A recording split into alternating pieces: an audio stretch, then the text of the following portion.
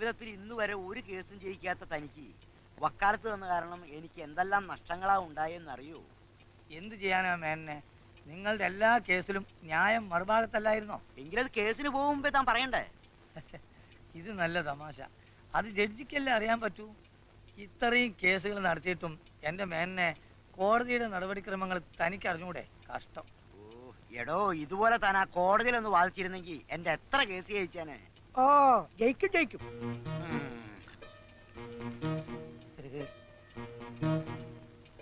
തന്നെ പരിചയപ്പെട്ടതുകൊണ്ട് മാത്രമാ ഈ മരങ്ങോടനെ കൊണ്ട് എന്റെ മോളെ കെട്ടിക്കേണ്ടി വന്നത്. ഓ, ഇല്ലെങ്കിൽ കളക്ടർ വന്നേനെ. മൂത്ത് അരച്ച് മൂക്കിന്ന് പല്ല് പറഞ്ഞ ഒഴിയാത്തിരക്കിന് സന്തോഷത്തോടെ രണ്ടു കൈ നീട്ടി സ്വീകരിച്ച എന്നോട് പറയാൻ നിങ്ങൾക്ക് നാണമില്ലേ? വക്കീലിനേക്കാളും വലിയ വാദക്കാരനാണല്ലോ ഗുമസ്തൻ.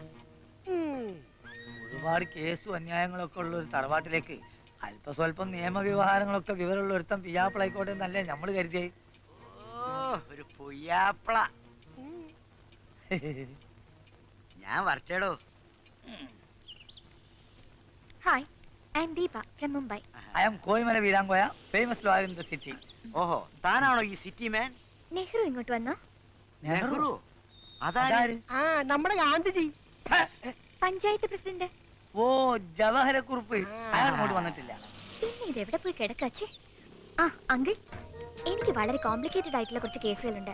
സമയമുള്ളപ്പോ ഒന്ന് വാദിച്ചു തരണം. ധൈര്യമായിട്ട് കൊടുത്തോളൂ, അടിച്ച് നിരപ്പാക്കി കൈ തരും. എന്നെ നമ്മൾ ഇങ്ങനെ പുകഴ്ത്താതെ. Okay uncle, thanks.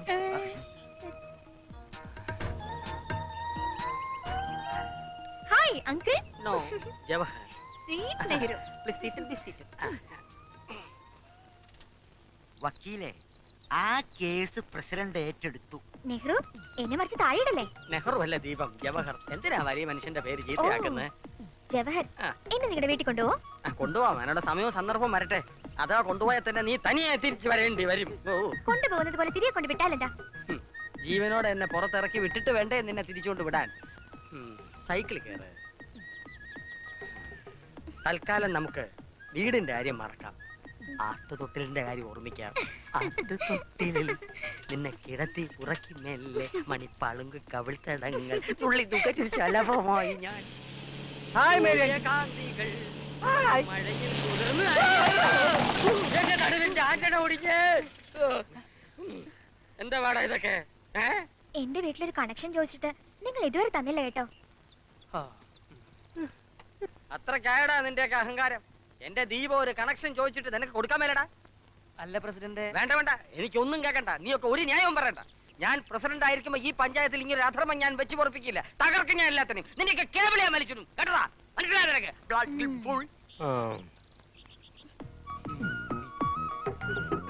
നോക്കി നിൽക്കാതെ ജീപ്പ് ദീപത്തിന്റെ വീട്ടിലേക്ക് വിടറാ. കണക്ഷൻ കൊടുക്കടാ. ഓടാ അഥവാ സ്റ്റാർട്ട് ചെയ്. എല്ലാം എന്റെ ദീപത്തിന് വേണ്ടിയായിരുന്നു. നമുക്ക് വീട്ടിലേക്ക് പോവാം. സൈക്കിൾ? ഓ, സൈക്കിളിന് നോക്കണ്ട, നമുക്ക് നടക്കാം. ശരി. അല്ല, ചേട്ടൻ നടന്നു വന്നോ?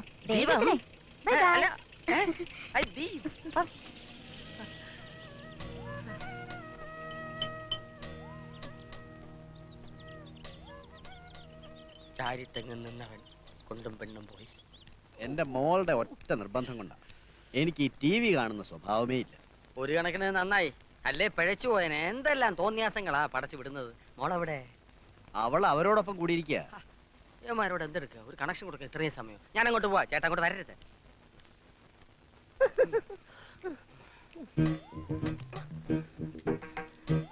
ഉത്തമ,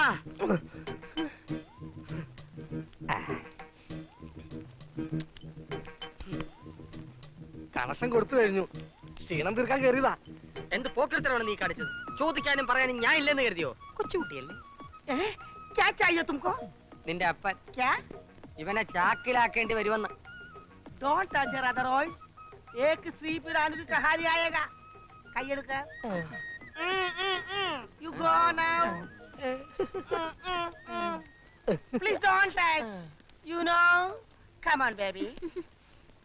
എന്തെങ്കിലും കംപ്ലൈന്റ് ഉണ്ടെങ്കിൽ ഒന്ന് വിളിച്ചു പറഞ്ഞാൽ മതി. ഞങ്ങൾ ആരെങ്കിലും വന്നോളാം. ശരി. നന്നായിട്ട് പണി അറിയാവുന്നവൻ ഞാനായതുകൊണ്ട് ഇവിടുത്തെ പ്രശ്നങ്ങൾ ഞാൻ നോക്കിക്കൊള്ളാം. എന്തായാലും നേരെ ഇത്ര ആയില്ലേ, എല്ലാവർക്കും ഉണ്ടിട്ട് പോവാം. വേണ്ട, പിന്നീട് ഒരു ദിവസം ആവാം അല്ലേ? ശരിയാ ശരിയാ, ഒരുപാട് പ്രശ്നങ്ങൾ തീർക്കാനുണ്ടെന്ന്. ഇനി ഒരിക്കലാകാം, ഞങ്ങൾ ഇവിടെയൊക്കെ തന്നെ ഉണ്ടല്ലോ. എങ്കിൽ നാളെ എല്ലാരും ഇങ്ങ് വന്നോളൂ. എന്റെ മോളുടെ ബർത്ത്ഡേ ആണ്. അത്താഴ വിരുന്ന് ഇവിടെ ആയിക്കോട്ടെ. Wish you happy birthday. Okay, സമ്മതിച്ചിരിക്കുന്നു. കാലയെ കൂട്ടി വന്ന് പരിപാടി ഗംഭീരമാക്കി തരാം.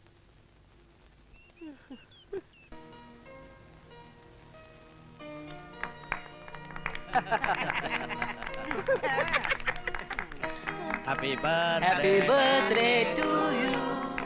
Happy birthday to you. Happy birthday to you. Happy birthday to you. Many many happy returns of the day. ശുക്രിയ ഭയ്യ. അതെ അതെ. എന്താണ് അവള് പറഞ്ഞത്? ഇത്രയും വൃത്തിയിട്ട മനുഷ്യനെ ഞാൻ കണ്ടിട്ടേ ഇല്ല. ഓഹോ. ക്ഷമിക്കണം, ഒത്തിരി ഉറങ്ങിപ്പോയതുകൊണ്ട് അല്പം വൈകിപ്പോയി. കുന്നായ്മകൾ നിറഞ്ഞ കുന്നത്തൂർ ഗ്രാമത്തിലേക്കും ഇരുളടഞ്ഞ എന്റെ ഹൃദയത്തിലേക്കും ഒരു ദീപനാളം പോലെ കടന്നു വന്ന ദീപ, നിന്നെ ഞാൻ ജന്മദിന ആശംസകൾ കൊണ്ട് വാരി മൂടിക്കോട്ടെ, കൊടുക്കടോ. Happy birthday to you. Happy birthday to ദീപം. ഇയാൾ കുളമാക്കാൻ പോകുന്നെന്നാ തോന്നുന്നത്. മിസ് ദീപ, ഇനിയുള്ള നിന്റെ ഓരോ ജന്മനാളുകളും ഈ കുന്നത്തൂർ ഗ്രാമത്തിൽ വെച്ച് എന്നോടൊപ്പം ആവാൻ ഞാൻ ആഗ്രഹിച്ചു പോവുകയാണ്. അനുഗ്രഹിച്ചാലും അനുവദിച്ചാലും. ഇനി വൈകിക്കണ്ട, ആഘോഷങ്ങൾ തുടങ്ങാം. ആദ്യമായി എന്റെ ഒരു പാട്ട് കളിവീ. സാഹസമൊന്നും കാണിക്കണ്ട, പാടാൻ സ്തുതിയുണ്ടല്ലോ. ഏയ്, എനിക്ക് നല്ല സുഖമില്ല. പ്രസിഡന്റ് പാടട്ടെ. ഏയ് പാട് സുധി പ്ലീസ്. പാടുവനെ, നല്ല ടെറിബിളായിട്ടൊന്നും പാടൂ. കൂടെ പാടുന്നാരും ഞാൻ ഏറ്റു.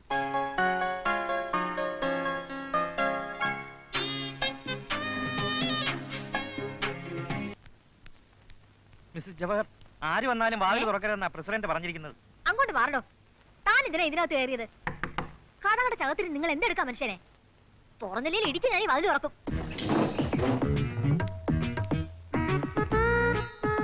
എന്റെ ഭഗവതി, ഈ മനുഷ്യനെ ഭ്രാന്ത് പിടിച്ചു. ചുമ്മാതിരിക്കും മനുഷ്യ. തനിക്കെന്താടോ നാണം വരുന്നോ? വരുന്നെങ്കി വീട്ടിൽ പോടോ.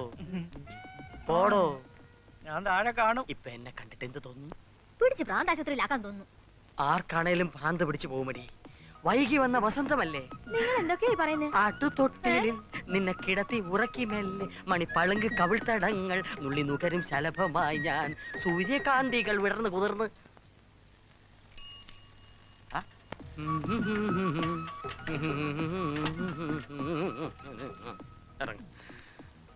എന്ത് വേഷമാണല്ലോ? പേരിനെ അന്വർത്ഥമാക്കുന്ന വേഷം. എന്റെ ദീപുവിന്റെ സങ്കല്പത്തിലെ നെഹ്റു, ചാച്ചു നെഹ്റു. ചാച്ചു നെഹ്റു എന്ന് പറഞ്ഞാൽ നെഹ്റു കിടക്കും. ചാച്ച നെഹ്റു. ചാച്ചാ നെഹ്റുവിൽ ചാച്ചാ നെഹ്റു. ദീപവളെ, ഇതാണ് സുധിയുടെ ബാബ. ബാബ? ബാബ അച്ഛൻ. ഓ, നമസ്തേ അങ്കിൾ. നെഞ്ചത്തോട്ട് ചേർത്ത് കുത്തിക്കോളും എന്നെ. നല്ല ഭംഗിയുണ്ടാവും. കേട്ടിട്ടില്ലേ? നെഞ്ചത്തൊരു പന്തം കുത്തി നിൽപ്പു കാട്ടാളൻ. ഏതാടോ ഈ കേസ് കിട്ട്? പലയിടത്തും വെച്ച് കണ്ടിട്ടുണ്ടല്ലോ. ദേവിയെ തൊഴാൻ വന്ന കുറച്ചാൾ ഇവിടെ ഉണ്ടാവും. ഞാനാണ് രക്ഷകർത്താവ്. അങ്ങനെയൊന്നുമില്ല തന്നെ. വയസ്സാം കാലത്തൊരു ചുറ്റിക്കളി.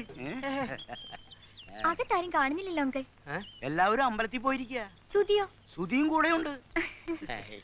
ഇവളെന്തിനാ സുധിയെ അന്വേഷിക്കുന്നത്? പോരെ.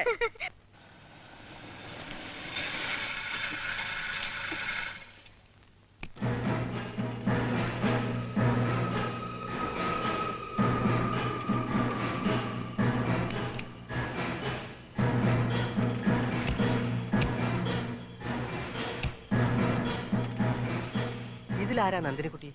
ഗോപികൃഷ്ണന്റെ അനിയത്തി. ഞാനാ. അപ്പൊ ഇത് സുഭദ്ര. അച്ഛനും അമ്മയോടെ? അച്ഛാ. ശശി, കഴകക്കാരൻ. എന്താ മോളെ? ആരാ? എവിടുന്നാ? എന്നെ മനസ്സിലായില്ലേ? യതീന്ദ്രൻ. ഗോപികൃഷ്ണനോടൊപ്പം ഞാനിവിടെ വന്നിട്ടുണ്ട്.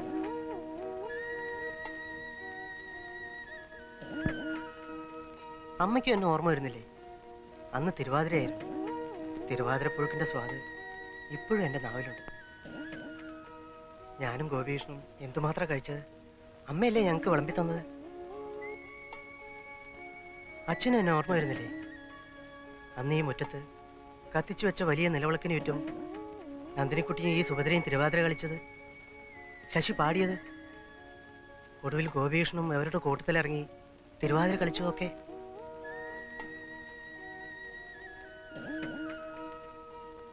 ഒരു സന്ധ്യയ്ക്കാണ് ഞങ്ങൾ വന്നത്. വെളുക്കും മുമ്പ് പോവുകയും ചെയ്തു. അന്നത്തെ തിരക്കിനിടയിൽ ചിലപ്പോൾ ഓർക്കാൻ വഴിയില്ല. ഗോപികൃഷ്ണന്റെ കൂടെ ആരൊക്കെയോ അവിടെ വന്നിട്ടുണ്ട്. ക്ഷമിക്കണം, ഓർമ്മ കിട്ടുന്നില്ല. വരൂ, അകത്തേക്ക് ഇരിക്കാം. എന്താ, അകത്തേക്ക് വരൂ. അച്ഛാ, ഞാൻ വന്നത്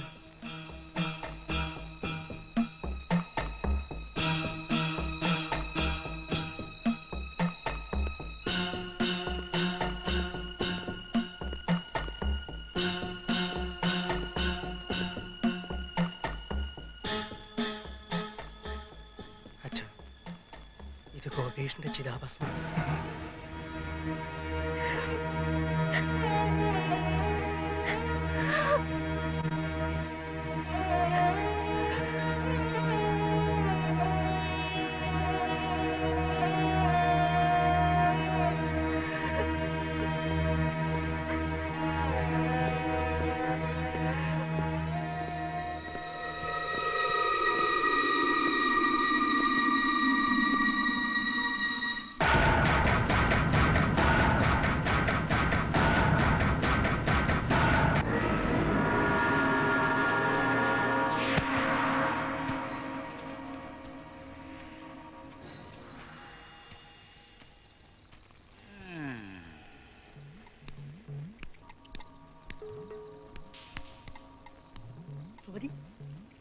സുമതി, അയ്യോ അച്ഛാ, ഞാനിങ്ങനെ വഴി തെറ്റി വന്നതാണ്. വഴി തെറ്റിയല്ലേ? ഇന്ന് നിന്റെ കത്ത ഞാൻ കഴിക്കും. കുറെ നാളായി നീ മരുമോനെ കത്തിന്ന് പിടിച്ചു മാറ്റാ. മരുമോൻ ഒറ്റ വീശി വെച്ചെന്നാലുണ്ടല്ലോ പോവും. രണ്ടായി പോവും. നിനക്ക് നാണമില്ലോടെ തെണ്ടി മതിലിയാടാൻ. സ്വന്തം ഭാര്യയെ കാണാൻ ഒളിച്ചും പതിഞ്ഞും എത്ര കാലോടെ ഇങ്ങനെ വരാൻ പറ്റുന്നേ? തറവാട്ടി കയറ്റാൻ കൊള്ളാത്ത ചെറ്റ. സൂക്ഷിച്ച് സംസാരിക്കാം. രാത്രി എനിക്ക് പേടിയാവും. ഇങ്ങോട്ട് വന്നപ്പോ നിന്റെ പേടി എവിടെയായിരുന്നു? അതെ, അത് തന്നെയാണ് ഞാനും ആലോചിക്കുന്നത്. അയ്യടാ, നിന്ന് ചുറ്റിക്കളിക്കാതെ വേഗം സ്ഥലം വിട്ടോ. ഈ രാത്രിയിലാ ഇറങ്ങിയട്ട മരുമോനെ.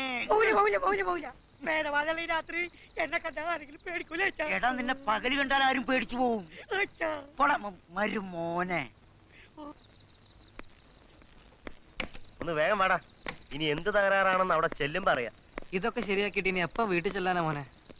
വേണ്ടേ, വണ്ടി വിടാൻ പോവാ. നിന്ന് പോയാൽ ഉന്തേണ്ടി വരും. സെൽഫില്ലാത്തതാ. അതൊരു പുതിയ കാര്യമല്ലല്ലോ, ദിനചര്യല്ലേ.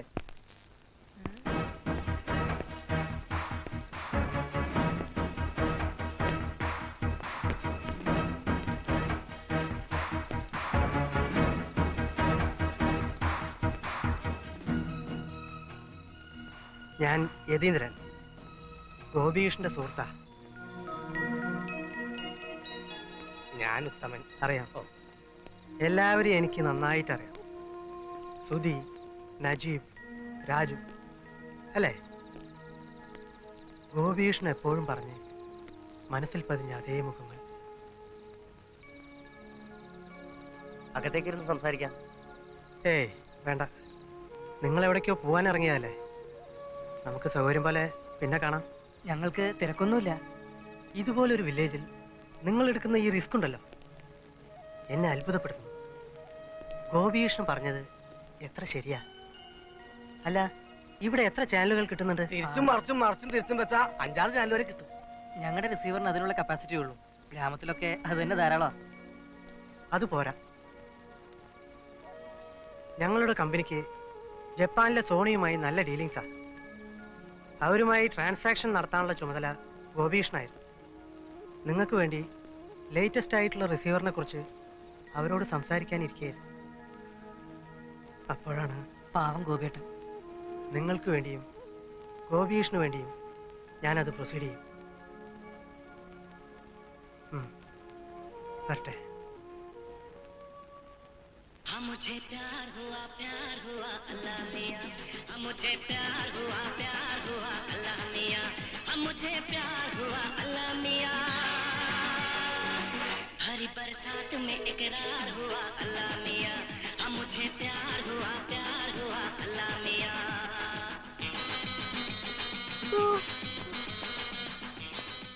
ഹലോ, ഇത്ര കാലത്തെ അണിഞ്ഞൊരുങ്ങി ഉത്തമ സാർ എങ്ങോട്ടാണാവോ? സുഹൃത്തെ, ഓ, സൗന്ദര്യം ദൈവതത്വമാണ്.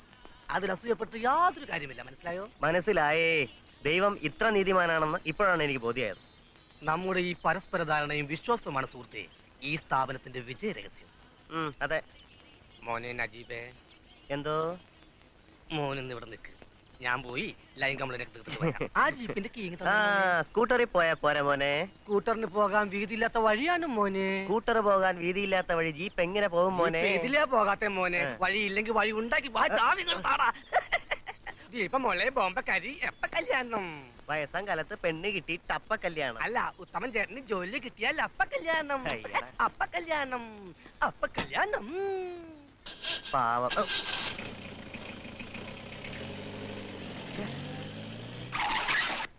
ഹായ് ദീപ. अरे बाबूजी कब आया? കാപ്പി ആയോന്ന്? കാപ്പി എടുക്കുന്ന സമയമൊന്നും ആയിട്ടില്ലെന്നേ. बहुत सुंदर लगता है, बहुत अच्छा है. കല്യാണം പോലും കഴിച്ചിട്ടില്ലാതെ ഞാൻ എന്നച്ഛനായിരുന്നു. അതവൻ ജവഹരൻ പ്രസിഡന്റ്, 3 ക്ലാങ്ങളുടെ തന്തയവൻ. ഓ, ജവഹറിന് 3 മക്കളാ? बहुत अच्छा. പിന്നെ ഈ കാര്യത്തിൽ ബഹുത്തച്ഛനല്ല, പെരുന്തച്ഛനാ കള്ളൻ. എന്ത് രസമായിരിക്കുന്നല്ലേ. ഇപ്പൊ തന്നെ എത്ര സ്നാപ്പ് എടുത്തെന്ന് അറിയാമോ ബാബുജിക്ക്? ഇവിടെ പ്രകൃതിക്ക് മാത്രമല്ല സൗന്ദര്യം. നോക്കൂ ദീപ, മനുഷ്യരിലും അത് കാണുന്നില്ലേ? ഈ സൗന്ദര്യം ഞാനൊന്ന് പകർത്തിക്കോട്ടെ. എന്തിനാ ഒന്നാക്കുന്നത്? Pose pose.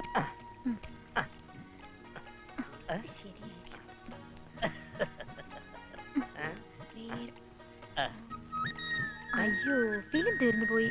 ഓ, ഫിലിമിന് തീരാങ്ങേണ്ട ഒരു സമയം. ദീപ, എന്നെ ആ ഹൃദയത്തിലേക്കൊന്ന് പകർത്തിയെടുക്കൂ.